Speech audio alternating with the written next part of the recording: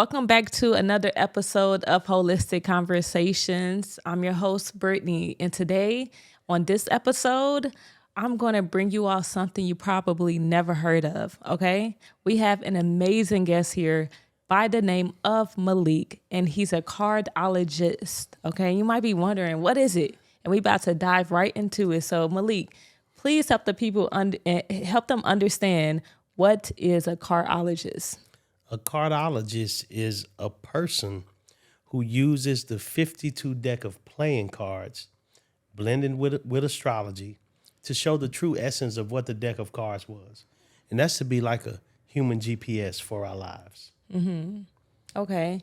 And is this different from like a natal chart, or is it different from numerology? I'm glad you asked that. Well, it's different, but actually numerology and astrology is blended into and are a part of cardology.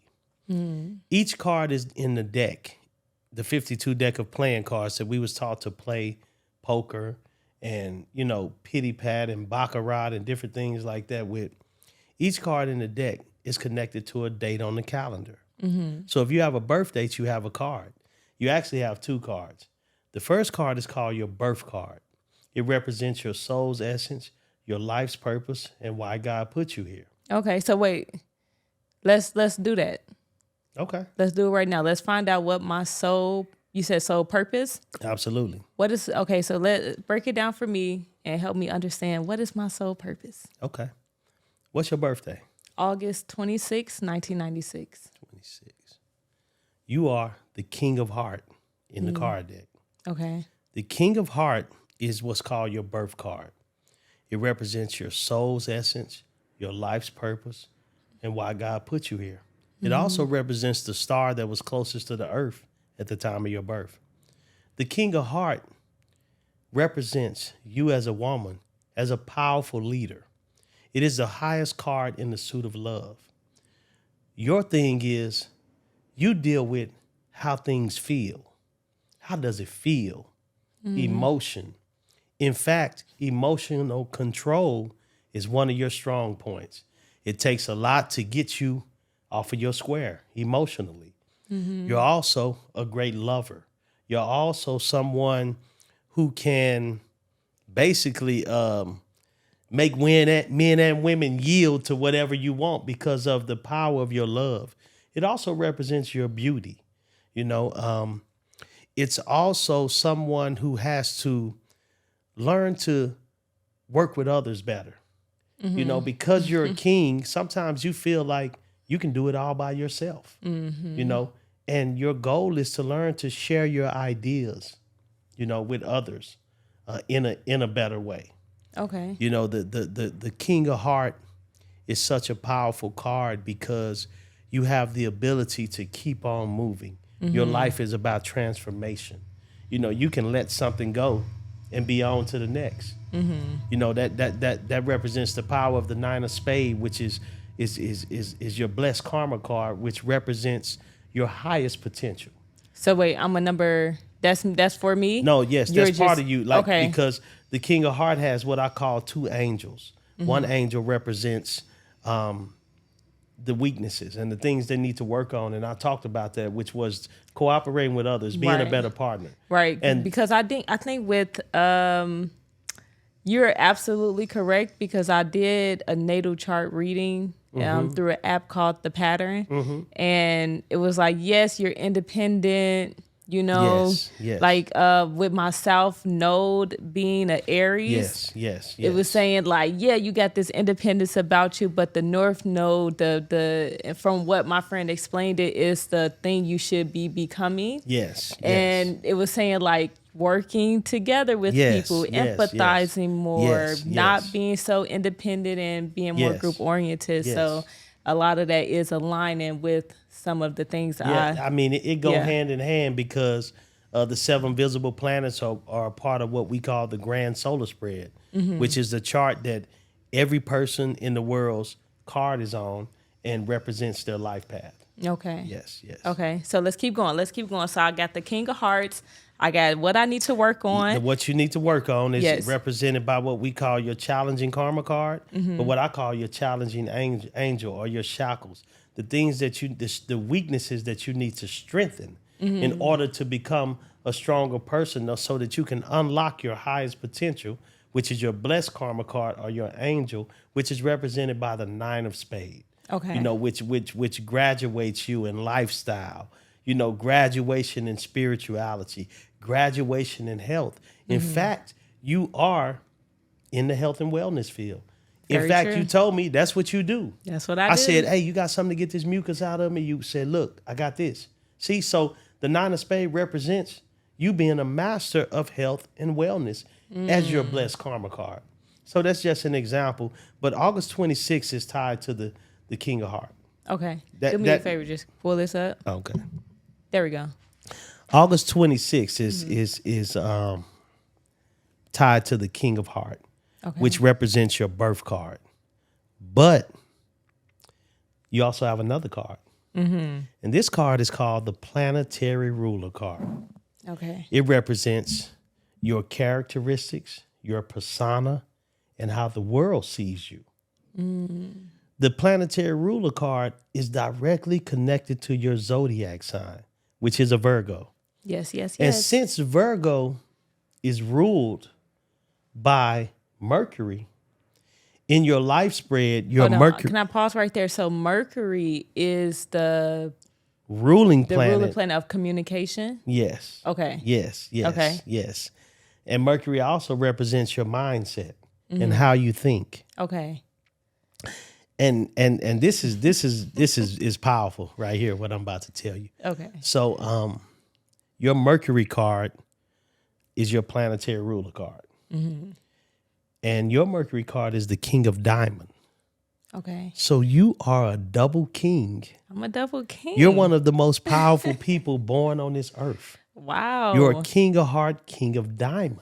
And what that means is you were born for majesty, royalty. Okay. greatness. I feel that for me. You should never work for anyone. And if you do, you need to be in a position of leadership at all times. You know, heavy is the head that wears the crown is your motto, without a shadow of a doubt. When you work for people, when you play the back, you know, when you're an introvert, when you're socially awkward, it's like you taking your crown off, telling God you don't want the power that he gave to you, and you relinquish it. So then you never tap into your highest potential. You never become who you are supposed to come. But when you put on that crown, when you stand in your power, when you stand in your majesty, when you lead, when you discern, when you become a problem solver, you know, the windows of heaven open up and pour out blessings that you can't contain, because you are a King of Heart, King of Diamond. Your power is in emotion, and it's in value and finance. Your power is in feeling, and it's in doing. That's very true. I feel like that really does describe me in a really good way, because like I feel like the more I do step into who I am, because I never allowed my physical appearance to dictate like how I move, or I understand how others could perceive me, but I never like utilize it or like utilize. You know what I'm saying? Like I never embodied that. But now I'm saying that as I do step into that, and I am embodying that, I see how life is working for me in a very magical, in a very like flowy type of way, right? Because like you say, it's a feeling and then there's a doing. So sometimes I feel like, oh, I have this urge to do something, and I do it, and then it might not work out in that particular moment, at that particular moment. But the way it's like God got my back, it just magically just come together, and then it all end up working out beautifully. So, that's because you're standing in the power that you were born in. See, the Bible says that people that were born fair, and fair means beautiful in the Bible. Fair means handsome. people who were born with those qualities are supposed to use them. You were born with that. You know, your physical appearance is a gift. You know, it gets you into places where you can then show your mental power. You can show your emotional power. You know, so don't downplay that. Don't let nobody try to make you downplay that. That's your power. You were born with it. The King of Hearts says it. My friend Lizzie Jeff is a King Lizzie, of Heart. shout out to Lizzie. Yeah, that's Shout my out to dog. Lizzie. Yeah. Lizzie is a King of Heart. Okay. And she uses it. You can tell she knows her power. So stand in that. For you know, sure. it's for you to. When you do, God got your back, and He gonna show you. Because guess what? You standing on your square, and that's what it's about. It's about standing on your square. You know, Cardology taught me that a lot of people don't know who they are, and they wonder why. Damn, I can never get over the hump. Damn, my life ain't supposed to be like this. But it's simply because most people are born and they become what their parents told them they should be. They become what their friends, told them was acceptable. But had we been taught this science as children, everybody, I was taught it at an early age, but had all of us been taught this science at an early age, we would know exactly what card we was, what our destiny was, and what God meant us to be, what square we're supposed to stand on. Right. Because everybody, me personally, I went through a phase where I'm like, who am I? And now looking back on it, when I first went to college and my dad told me I should major in IT, and the people like, yeah, what are you majoring in? I'm like, IT. They was like, oh, what made you want to do that? I'm like, because my daddy said I'm good at it. Wow. It wasn't what I wanted to do. That's right. It's what somebody put on to me. Absolutely. So we do have those influences from our parents, from our childhood that that affect us personally on how we should move or what should we do in the world. We get those influences from our parents and from our friends and everything like that. So it is important to do this self-discovery. Who am I? And that's a really good question to ask yourself as people begin the journey of discovering who they really are. Yeah, So, I used to have a radio show, and the name of it was, Do You Know Who You Are? And so in the science of cardology, you mentioned your father told you to. It tells us that from the ages of 0 to 12 is the Mercury period. And that's the time when you impregnate the subconscious of a young one. So, that's why, because those times, your father was guiding you. That's why it's important that our guides have the right tools to guide us, because a lot of our parents do the best that they can. They only knew what they were taught. okay. But we're in a new age of in time now, the age of information, where all things are revealed. And so, here we are. Here we are. Yes. All right. So right now we got, I have two kings. Yes, I got the King of your Hearts. birth card is the King of Heart, and your planetary ruler card is the King of Diamond. Okay. Yes. And yes. then with the King of Diamonds, what were the I don't know if we went over the things that, so with every card, is it like the positive and the negative? Okay, so what are some of the negatives? Absolutely. So let me see. So the King of Diamonds negatives are, O ye of little faith. Sometimes the King of Diamond can have little faith. Sometimes they can be a pessimist. Sometimes they can be a tyrant. You know what I'm saying? Sometimes they can be ruthless. The King of Diamond is the one-eyed king in the deck.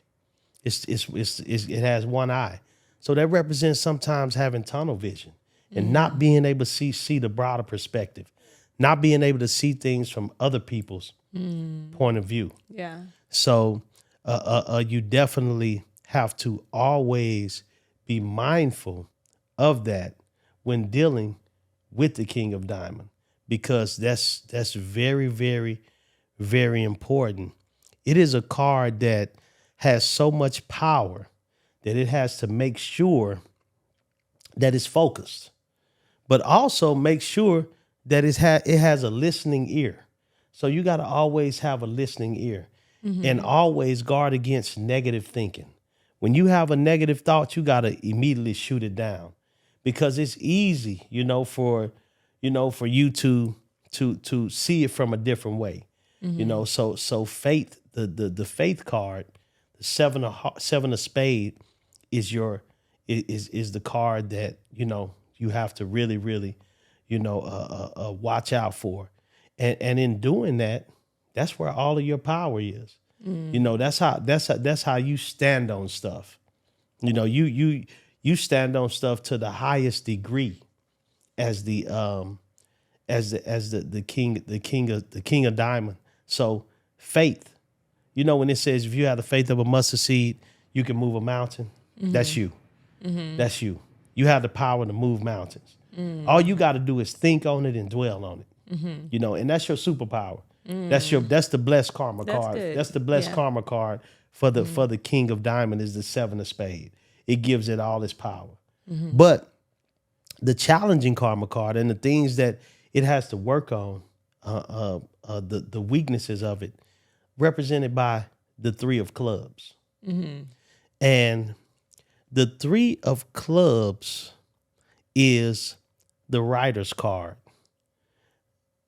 A king of diamond can easily be all over the place, easily get bored easy, need a variety to keep his attention, or spread itself too thin, take on too much at one time, So you have to tap into focus. You have to tap into finding a creative outlet in your moments of anxiety, boredom, stress, or just feeling like you pulled in too many places. So the king of diamond has to guard against, not being all over the place. But as the one-eyed king, learning how to focus on one thing at a time instead of three things at once. Right. Because, sometimes it can go there with the three of clubs being the king of diamonds, challenging karma card. So focus and also tapping into your creative pursuits, your creative abilities. You got the power of the writer. You can do wonders with a pen. They say the pen is mightier than the sword. When you learn that, there's nothing you can do. You can write plays, you can write books, you can write poems, you can do anything that's the power of the writer, because it's one of your angels. And once you unlock that and turn that weakness into a strength, it takes you to another level. Wow. Yes. That's pretty good. This is what you do. This is what I do. This is what you do. So this right here, like when we talk about the grand solar spread, I don't got to look at nothing. It's here. Right. The birthdays, it's here. Right. The challenging it's here because it's something that I eat, sleep, and breathe. Right. And you take on clients and you take on people. Yeah, Okay. I do. I was doing it. Readings. Yeah, I was doing it. Advisory. I like to call it advisory because it's life advice. And I was doing it at a real high level, but I kind of pulled back and started going back into my bag and using it more for myself, more for my businesses. But I still do it, but like this is my first podcast in a while, so I'm back to set the record straight. There we go. This science has been jaded and misconstrued by so many. When you true to something, it's almost like a mechanic that works on cars and he know how to rebuild an engine, but then people come in and they start to put parts in this place and it'll irritate the real mechanic. So, I just had to overcome that and we back. Okay. And then for someone, right, you're giving them some advice. And like you say, there are pros and cons to everything. Yes. Right? And sometimes people don't want to hear the bad stuff, right?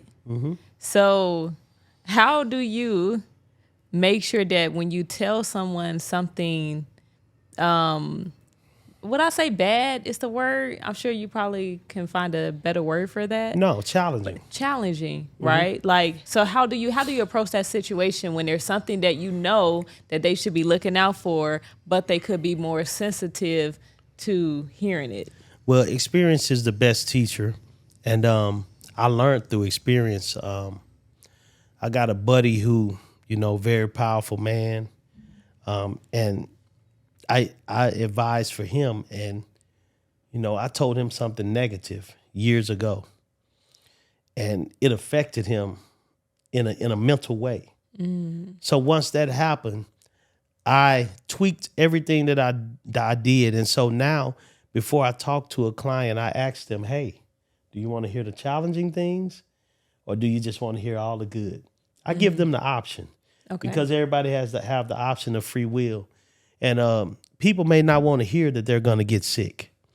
They might not want to hear that their business deal ain't going to go through. They might not want to hear that they're not going to get the promotion. They might not want to hear that somebody is going to die. You know what I'm saying? Because these are things that can present themselves in advisory, in a reading, in a session.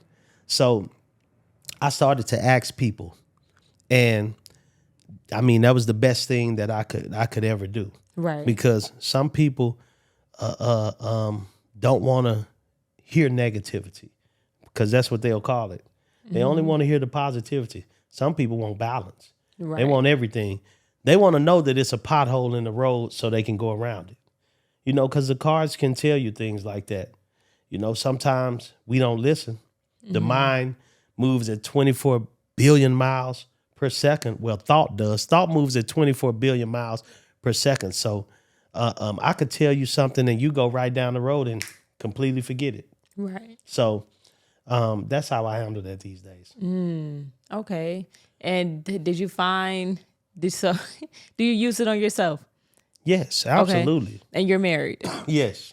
And did you do a reading on your wife?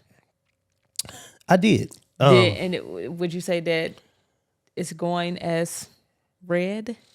I'm saying, yes, we are very connected. Okay. Especially with our placements. She's my Pluto card, but we also have a sun-moon connection, which is a marriage card. We also have the same planetary ruler card. So she's in my life path and I'm in hers. Okay. And yeah, it's true to form. Pluto said that, hey, sometimes it's going to be rough. Sometimes it's rough. But there are also other connections that say, hey, y'all will be able to get through anything. And that's kind of what it's been. Also, the cards are so powerful that you can use them to see when is the best time for you to get married. And I use them for that. And this is still off the birthday? Absolutely. Okay, so let me know. Because when we is have it? 7. Well, I would have to get your mate. Okay, but for okay, instance, okay. we got 7 52-day planetary periods that we all go through from birthday to birthday. The best time to get married is in a Venus period or a Jupiter period. Okay. So when we got married, I was in my Jupiter period. She was in her Venus period. So it was perfect.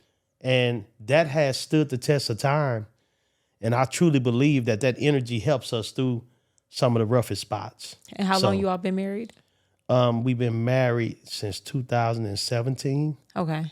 But we've been together since 2013. Okay.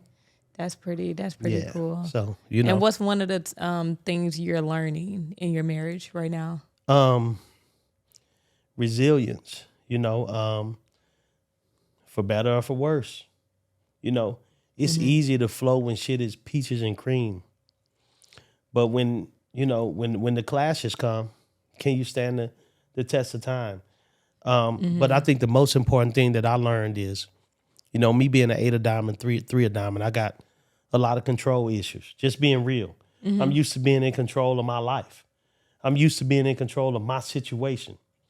I'm used to being a leader.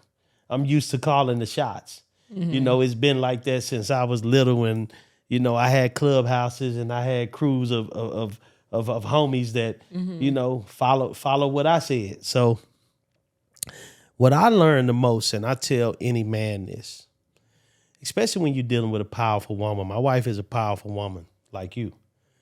When a powerful man is dealing with a powerful woman, we have to learn that instead of making demands, just give suggestions. That will cure a multitude of problems. You know, a lot of us do this, do that. I mean, if you tell a boss chick or a strong-minded woman that, she gonna buck like, what? But if you suggest, hey, baby, have you ever thought about this? Have you ever looked at it like this? I was thinking about it this way. What you think about that? Usually, you'll get better results. So that's something that I had to learn. Okay, you know what I just thought about? I'm like, what do your parents think of this? Was this something you were doing in your childhood that went into adulthood? Because I feel like this could be a very interesting thing for the family. If I'm just talking about traditional Black households. I'm finna break it down to you. I'm finna give it to you raw. What's My auntie name is Carolyn Edwards. She was a renowned spiritual shaman throughout Texas and Louisiana, Arkansas, New Mexico. People used to always come from all over to visit her. And she was a shaman in Waco, Texas, who is a vast woman who knows all of the arts. There isn't an art from African spirituality to astrology to tarot to, herbs, whatever you think of that she didn't know. You know, this is what she did. She is the one that taught me. She the one that trained me. She the one that enlightened me. You know, I give her all of the honor. And I would go visit her all the time. We would always talk on the phone, and she would teach me. But at the same time, my mother and father are devout Christians from the Baptist church. And of course, we clashed. When I would go into different things, man, my pops used to get mad. Man, you gonna get out of my house with that, because he was all about Jesus. My mama all about Jesus, and they still are. But my parents are like chameleons. They grew. And through them understanding that this was just something that I was ordained to do, they started to understand, Yeah. They still about Jesus, but I know how to put the cards in a way where a Christian can understand it. I know how to put the cards in a way where a Muslim can understand it. I know how to put the cards in a way where a Buddhist, a Jew, and I mean from Judaism, I know how to put it where, different people can understand it because I've traveled those paths as well. Right. I've walked through those schools. So these days, my parents support me. They with it. They listen to my podcast, and they know that, I love the teachings of Jesus too, because the teachings of Jesus coincide with the principles of the cards. So do the teachings of Muhammad. And what is that top connection that you connected those the Bible with what you do? Give me one point of connection. Well, when the three wise men was looking for baby Jesus, they looked to the stars. A lot of people don't pay attention to that, but they were astrologers. They were a part of the sciences. Because they came from the Egyptian temples. And this science comes from the Egyptian temples. This science comes from Atlantis. It comes from the gypsies. And so, that's just one thing. Like, there are certain things within the cards. We got the King of Spade, which represents God, the Jack of Heart, which represents Jesus, and the Eight of Clubs, which represents the Holy Spirit. It represents the Trinity. These are the three fixed cards, and they show us examples of things that we need to do in order to step off the wheel of karma, in order to control our own destiny. So there are a multitude, of things that can combine the cards with Christianity, and it all makes sense. That's pretty good. That's really good. Yes. While we here, we're going to take a health break. Okay. Now, I know you say you're dealing with some mucus. Yes. Inflammation. Yes. Okay, so I got you a gift. Because, I got asthma. Okay. And allergies. Like I had crazy let me tell you allergy to the something. pollen. Yes. Where I had to get a Depo-Medrol shot in order to, because man, I couldn't stop sneezing. The pollen in Georgia is different than the pollen in Texas or Wisconsin. So Yeah. yeah. And I was going to say this might help you, right? But you'll have to remove gluten from your diet. Okay. Because my children's father, bad allergies. I mean, sneeze back to back to back, probably about 20 sneezes back to back to back. And at the time I was gluten-free and vegan, he was just vegan. And he was like, you know what, let me try this whole gluten-free thing out, right? And he tried it out. No more sneezing, no more allergies. Let's do it. He started eating gluten again, like a couple months later, sneezing back to back to back. So whenever he eats some gluten, there it goes, the Let's do it. sneezing. So Let's do it it. could be because the thing about gluten, it shows up in a lot of different ways. For me, I never had allergies. Mine showed up in acne, stomach pain, things like that, right? So that's one thing I would recommend. Let's do The it. second thing I would recommend is trying to sea moss gel. Okay. All right. So I have one of my products. I got you a spoon. We both go take a shot of a spoon full of sea moss. Okay. We got a ginger, turmeric, soursop, and cinnamon. This is really good for inflammation and also helping remove that mucus. Okay. All right. Ideally, we would recommend that someone that, you just take a spoonful, right? We make it where you can just take that spoon, put it in. You can all people like to mix it up too. You can mix it up if you don't want to just do a whole. All right, boom. I got mine. And then this is your jar too, so you go Oh keep yeah. it. Yeah, Okay? we rocking. Then we go smell it. How it smell? Smell good. Mm-hmm.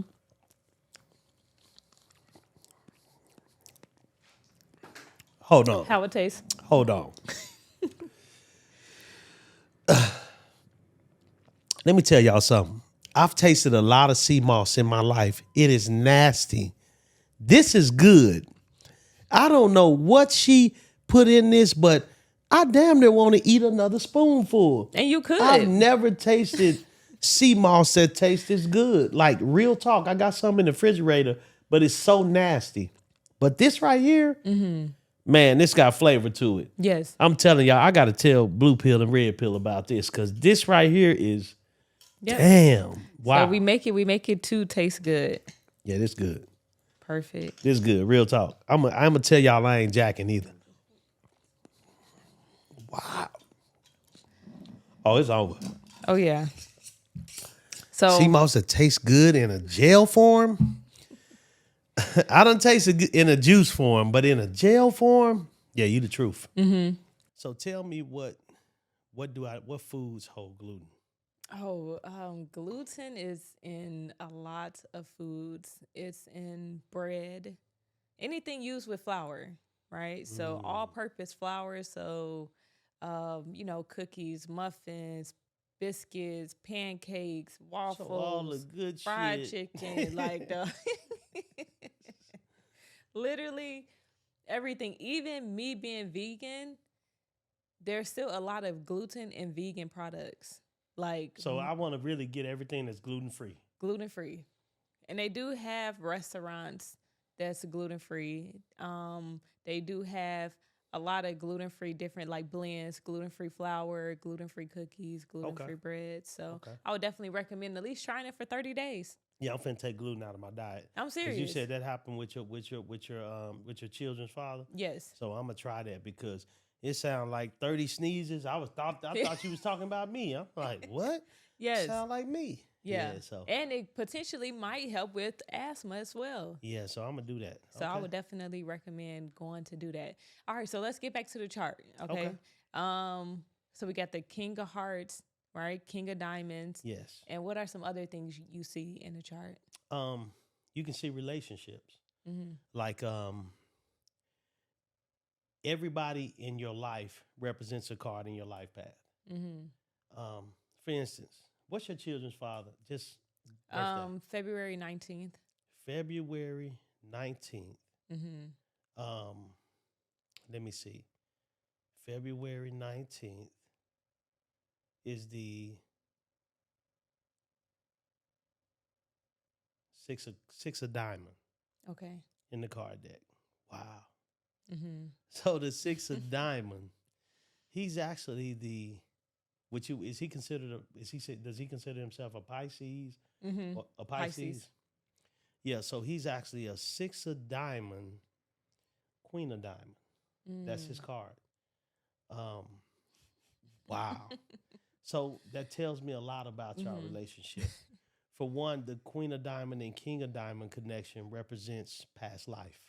Y'all did this before. That's why you have children by him. Y'all done this before. Okay. You know, in fact, in a past lifetime, you led the relationship.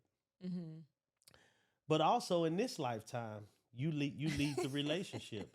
I And said that in my head. I'm like, right, yeah, and now. right. For sure. And that may Yeah. be that may have caused some clashes because you know we were raised to think that because we men we supposed to be a leader in the relationship. Well, that's not necessarily true. First of all, in the cards there is no gender. A man can be born a queen card, and a woman can be born a king card. So there's no gender in the cards. There's only energy. And your energy to him is a vertical sun position, and he's a vertical moon position. Your king of heart to his six of diamond. It's a vertical sun moon, which means that you're the one that's supposed to lead the relationship with passion, with love, with emotion, with feeling. And he's supposed to have your back, support you. But sometimes that can make some men feel inferior. And because of that, it causes power struggles. It causes clashes, arguments, fights, things like Yeah. that. He's also Neptune to you in the life spread to your king of heart, which means, sometimes or when y'all met, you may have seen him through rose-colored glasses, which means you may not have been able to see certain things, which could cause you to be deceived, which could cause you to be manipulated. And so, that can cause a problem. Because sometimes when we see people through rose-colored glasses, when they show us something different, it breaks us. It's hard to come back from that. You know what I'm saying? Also, he's Uranus to you with your king of diamond. He's Uranus to you. And so Uranus tells us that there can't be expectations put on him. It's more of a friendship, and the friendship has to be free flowing. It can't be put in a box. It can't be controlled. A lot of Uranus relationships work well long distance or when people live in separate houses. But when they come together under Uranus connections, it can really, cause problems. So it tells us that this is a friendship that has to, flow freely. Yeah. In other words, you would have to let him do whatever he want to do, and then it would work. But Yeah. when rules come into place, it's a problem. Wow, that really does break down our relationship because I always wonder, I'm like, why is it that I feel like I'm more of the, like you say, leader? Yeah. Right? The Yeah. one that gotta, like, I'm the one going out and getting it done. You're- And I'm you're- just like, what are First you off, doing? First off, you're a Yeah. double king. Second off, you're a vertical sun position to him. You're a vertical sun to him. Third of all, his queen of your king of heart to his queen of diamond is a vertical Venus position, which you loved him. Yeah. It was probably almost like you loved him more than he loved you. It's a deep love. Somebody you wanted to nurture. You wanted to see things right. You wanted things to work. You wanted to see it through. You were willing to stick it out, but sometimes people come into your life for a season, a reason, or a lifetime. This man is in your life for a season, a reason, and a lifetime. Right, that's so we get all three. You know what I'm saying? So, Yeah. That's real. In the end, y'all are to coexist as parents and great friends together because that Uranus connection brings about, a friendship. Plus, he's in your neighborhood. Right. He's born in your life path. You're in his life path. And that's the Yeah. power of it. Okay, give me breakdown on on a June 21st. June June 21st. 21st. June 21. Hey, my friend, that's her birthday. June 21 is the nine of clubs. Okay. Let me see. Yep, nine of clubs. Wow, that's one of my daughters' birthday. Well, two of my daughters' birthday. They're nine of club, not birthday, but that's two of their cards. So yes, so the nine of club is the universal giver of knowledge. It's the universal giver of knowledge. So it's someone who is like a teacher. Their lives are also full of constant changes. Like they might be this today and something else tomorrow. Yeah. They're always learning information and moving on to learn more. They're very mystical people.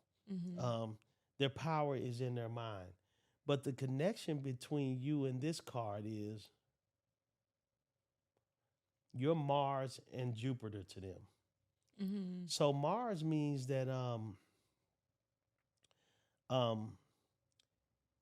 there's a lot of passion with this person. But there can also be clashes. There can also be arguments. You know what I'm saying? There could also be fights. If it's a man or if it's somebody you're intimate with, this is a great sexual connection. But you're also Jupiter to them, which means that you want to see this person best interest at heart. You have their best interest at heart.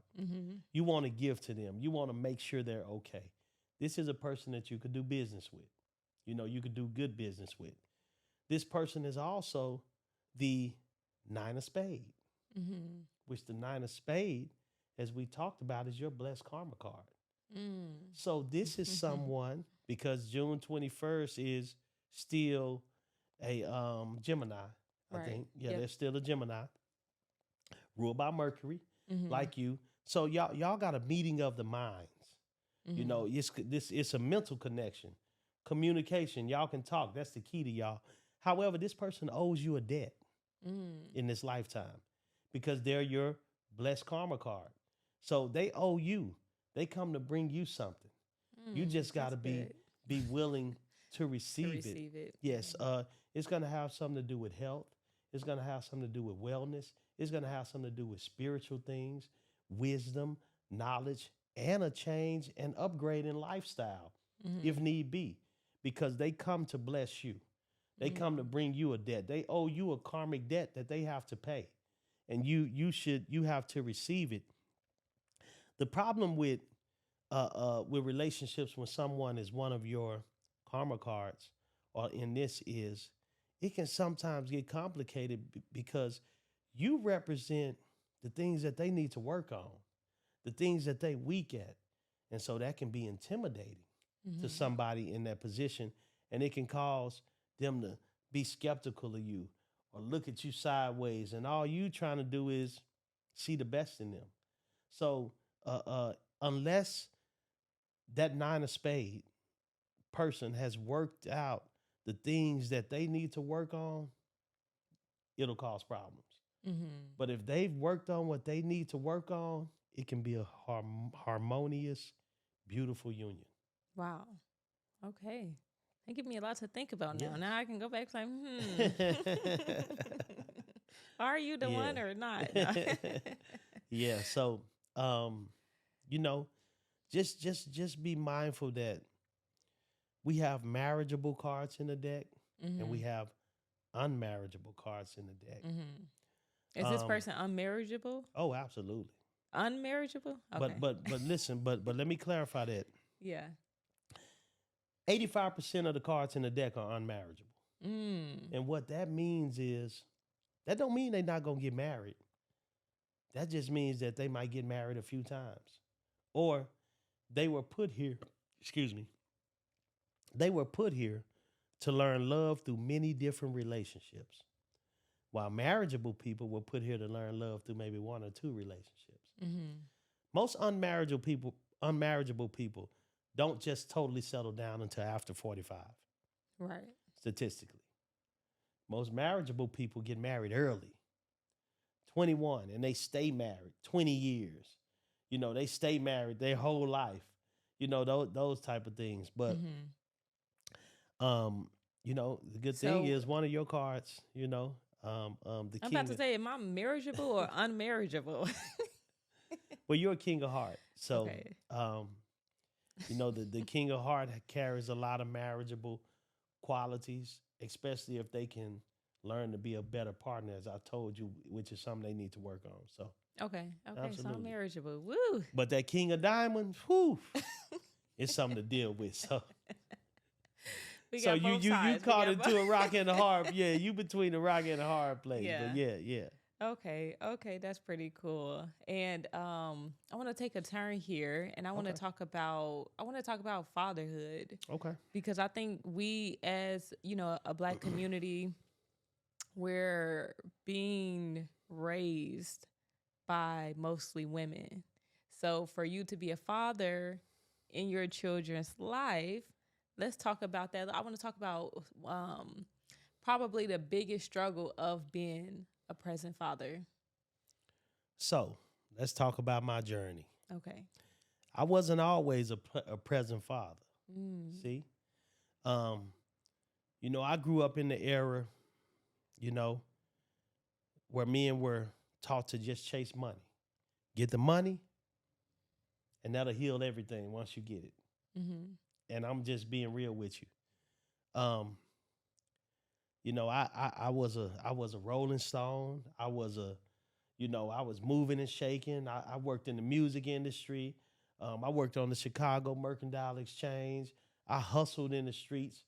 I did a multitude of things that and I'm just being accountable that was the reasons why, I was an absent father. I wanted them. I'm 48. For how long? I'm 48. So, most of my daughter's lives, like I went to federal prison for 7 years. You know what I'm saying? So I had things in my life where, How old were you when you went to prison? I went to federal prison, I was 27. Okay. But prior to that, like I said, I was in the music industry. I had a record label.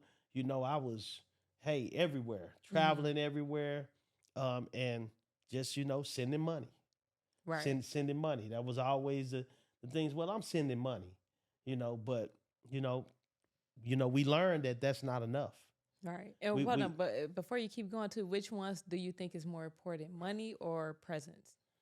Like not present, but presence. I think they equally important. Okay. Because if you present with no money, it's still gonna be problems. True. You just a present broke father that can't, really do nothing. And, the even if the child ain't looking at you sideways, the mama is like just broke it. You know what I'm saying? Yeah. And then having money without the presence, it's not, that's not cool either, because you're just giving money. Right. But you ain't got no advice for her. You ain't there when she getting bullied. You ain't there when he, need this or needs to know how to do this. Wow. But yeah. I grew up in a 2-parent home. I got a stepfather who was with my mama since I was 2 years old. My biological father passed away when I was 7 years old. But growing up, me and my stepfather, we wasn't cool. We didn't get cool till I damn near became grown. So I also been in the house and raised by a 2-parent home where me and my stepdaddy wasn't cool. So, that I learned things from him by watching. Right. But not by saying this and that, because we always clashed. We didn't have the same interests. We didn't see eye to eye. Okay. You know what I'm saying? How kids is. When I got rebellious, I'm like, man, I wish dude get the hell up out of here. You know what I'm saying? Not knowing that he provided everything. Yeah. At the time as a kid. So I've seen it from both sides. So looking back at you not being present in your daughter's life, what do you feel like? What do you feel like you maybe what's something you missed out on, or what's something that you wish you can go back and redo? Man, everything. Because me being a man that possesses so much knowledge, it's just so much that if I was there, I could have just, poured into them, pulled them up on so much game. So everything, man, if I could do it again, I wouldn't have had children until I was in a stable environment, a stable situation, and that's just being real. Have you apologized to them? Oh yeah, me and my girl's good. We all Okay. good. Like, uh, uh, we all good. We all good. We understand. My girls call me when they need something. They call me every day. Yeah. They gonna text me. We in a good place. I'm thankful for that. But I attribute that to their mothers because my daughter's mothers never slandered me. They never tore me down. They always let them girls see the best in me, and it shows in our relationships right now. You Okay. know what I'm saying? They it's all love. So yeah, I had some good children's mothers, daughters. They got great mothers who Yeah. what I'm saying, made sure that they never had nothing bad to think about me, and Right. that's real important. As well. I'm thankful for that. Yeah. It's a lot of men that don't got that. And when I look back, I'm like, man, like I'm thankful. I thank them, and me and their mothers, we got good relationships. Yeah. That's really good. And you mentioned your father passed away when you were 7 years old, right? What were you going through at that time? Because I'm imagining being a 7-year old, that could be very heavy. At the time, man, honestly, I just remember walking to go play with my friends, and back then it was like 82. I think it was 82. Yeah. My mom was on the payphone. She was crying. And I said, Mama, what's wrong? And she said, your dad got killed. He lived in Louisiana. And so I remember being sad, going back to the house, going in my room. Because my dad used to come pick me up in the summers and take me back to Louisiana. We lived in Dallas, and he lived in Lake Providence, which is a small town right outside of Monroe. It's in northern Louisiana. So I just remember that. But, like I said, I had a stepfather, so he Kind of feel you know what I'm saying? right. Like, he filled, and he was a strong disciplinarian back then. So that was another reason why we clashed, because we don't like whoopings. We don't like, Right. and he was a So very what was serious whoopings? man. What was whoopings back then for you all? Oh shit, whoopings was man, it was Is it a belt? Is it like it was a is belt, it the it was a fist, switch. the switch? No, it wasn't a fist. I know Okay. he's never put his fist on me, but he was a master with that belt. He was a master with that switch. He never extension corded, but it was always a belt or a switch. Do you feel like you needed that? Hell yeah, I was you know, I was a what they call ADHD right now. Back then they just called it bad. He bad. He's seeking attention, and it was the truth. Yeah. Like I was the only child in the house at that time, and so I was a curious child. I had a bunch of energy, and I wanted to do what I wanted to do.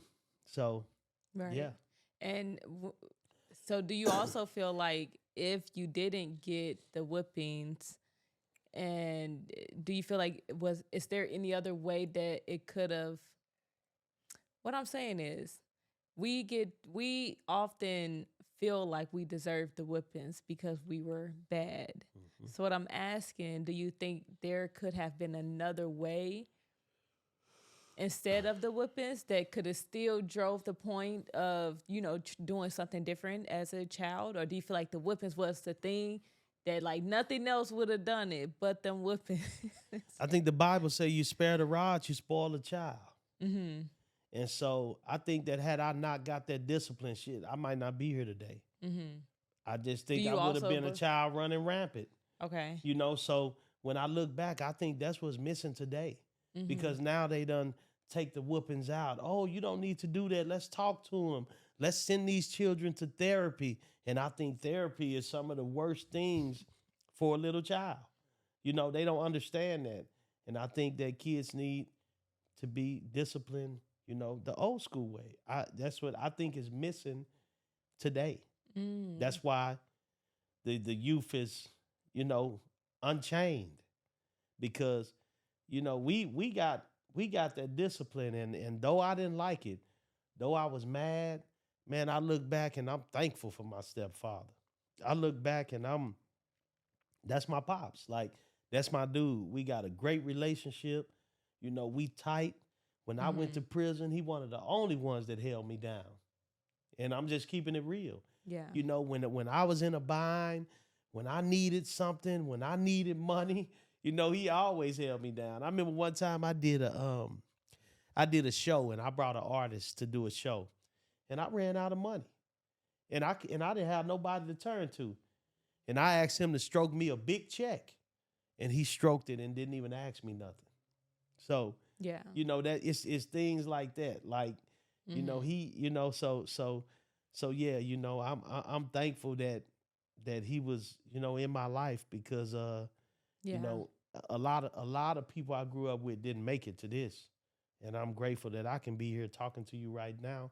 So I think the Okay. old school way is missing, and I think it, coupled with the knowledge of conversation and things that we have now, will do a multitude of good. But now you whoop a child, and shoot, they can say you being abusive and call the police, and so I just think that's not good. Yeah.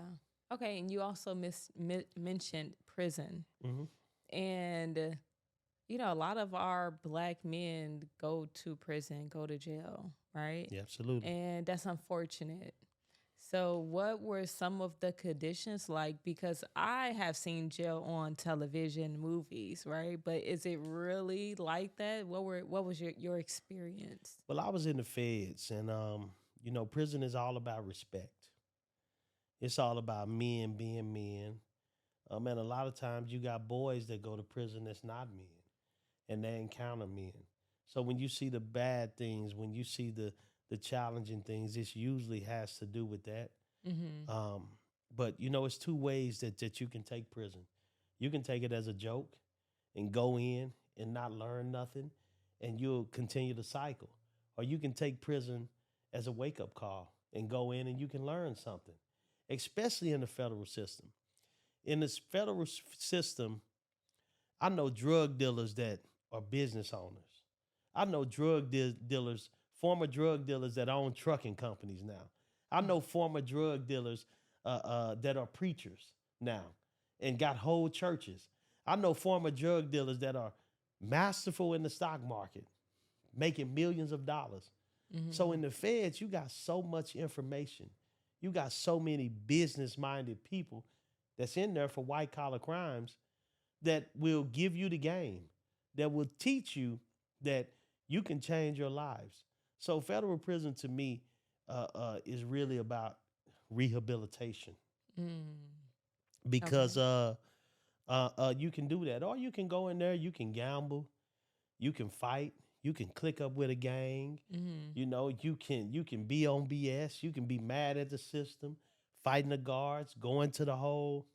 So it's all on the individual's mindset. Have you ever been in a hole? Of course. Wow, Yeah. and that's like 24 hours. Yes. How long were you in there? I was in the hole for like 3 months, but I was in the hole because I got caught with a cell phone. You know what I'm saying? So how is that? No, and I'm so serious because I'm imagining, okay, being in just this room, a small room with the door closed, no windows. Is it, or you get one window? No windows. No windows, and you're in there for 24 hours. Well, 23 hours. They let you out. It's like the 23 and 1. They let you out 1 hour a day, but you out in a box, and all you got is a grate. You can see the sky because you got to get some air. Wow. So that's it. So how is that though mentally? Like what is going on in your mind at that time? You got to be mentally strong. So when I was in the hole, I just read books. Okay. Read books, read the Bible, did push-ups, did dips, did pull-ups off the bunk. Did you ever feel like you were going crazy? Talk to the other boys in the hole through the door. No, I never felt I was going crazy. Okay. I just had to deal with it, it's just something that I dealt with, and that was it, man. I read books and would get into the stories, have a routine, eat, sleep, morning, breakfast one day, and you just count down, you know. Wow. Yeah, I'm sure you learned a lot about your mind just being in there Oh because yeah, that's all yeah, you yeah, really yeah, got. yeah. Yeah. I really, it really taught me to practice how to exercise the powers of the subconscious mind, which is something I always speak on to people. Yeah. But you know, how to control thought, how to manifest what I wanted. You know, doing the techniques, blending the conscious mind and the subconscious mind together. So Okay. yeah, so that's where I was at with it. I'm like, yeah, let me get my mind right. You know what I'm saying? I also, uh, um, I had a book that somebody had left in there, and it was a Spanish book. So I started to, you know, delve into a little bit of that. You know, Okay. but yeah. So Okay. Well, that's really good. I took a lot away from this conversation. yes, yes, Okay, this is really good. It's very different. So you have to have an open mind yes, when yes, you do. you're talking about your cardology. Yes, And I'm thankful to have you on the podcast. yeah, and I want to say this to you Yes. before. We were taught that this stuff is witchcraft. You know, this stuff is wrong. You're going to hell if you do this stuff. But the people in the highest levels of government and organizations use these sciences to map out their wars, to structure their fiscal calendars, you know, to make decisions on what they should do. And I look at life as many different roads. Religion is many different roads. Sciences of spirituality are many different roads. And everybody has a different path. Christianity may not work for me, but it may work for you. Cardology may not work for me, but it may work for you. Islam may not work for you, but um, Judaism may. So Yeah. it's just many different roads, and we choose the one that works best for us. Okay. And before we get out of here, there's one question I ask every guest. What is one piece of advice you would like to share to the world? And that sometimes that'd be heavy. You'd be like, wow. Wow. The one piece of advice I would like to share to the world is allow your thoughts to control your emotions instead of allowing your emotions to control your thoughts. That's a good takeaway. Yes. I love that. All right, let me know in the comments, what did you all learn from this conversation? Let me know also, maybe we share some really cool you know, you might find out that you're a king of diamonds. I'm a king of diamonds. Let's see. Put your chart, your sign, your cards, whatever, your birthday. zodiac sign, put it in the comments and let's just see who's there. Who is the audience, right?